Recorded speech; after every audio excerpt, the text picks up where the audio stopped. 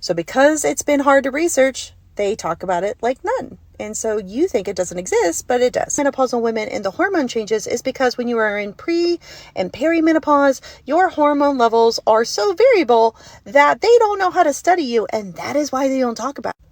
They're not able to extract an exact estradiol level because your cycle is so fluctuating. So that's why it's so much easier to study postmenopausal women because their numbers are stable. Bone loss in perimenopausal women has generally been attributed to hormonal changes. But yet nobody talks about women in perimenopause having hormonal changes and bone loss because nobody even talks about perimenopause. Hey, I'm Dr. Wendy, your favorite physical therapist, and I have been talking about osteoporosis because I want you to know because prevention is better than treatment. So the reason you don't know about bone loss and perimenopause is not because there's a lack of a relationship, it is just difficult to study.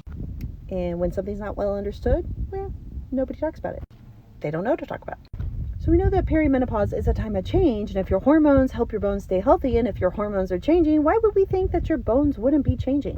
Because during perimenopause, I think you do have an increase in bone reabsorption, meaning your bones are breaking down, which means you have a reduction in bone mineral density, which means you're gonna have off numbers on a DEXA scan, but nobody measures that because insurance doesn't cover it, because we don't talk about these things, do we?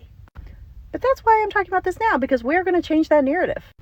Prevention is better than treatment, and if I can teach you in perimenopause how to take care of your bones and get better hormones, I can save you later so you don't have to see me in a physical therapy clinic because you have brittle snips of bones. Let me read you a little research piece here.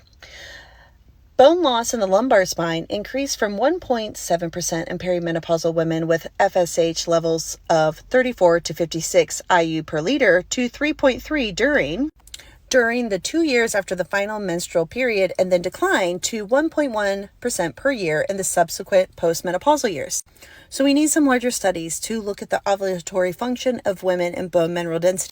But it's safe to say what you do now in perimenopause makes a difference for postmenopause. So if you get into the habit of weightlifting 3 times a week and walking, your bones are going to be good. Also, if you investigate hormone replacement therapy, you also will be good. Because prevention is better than treatment.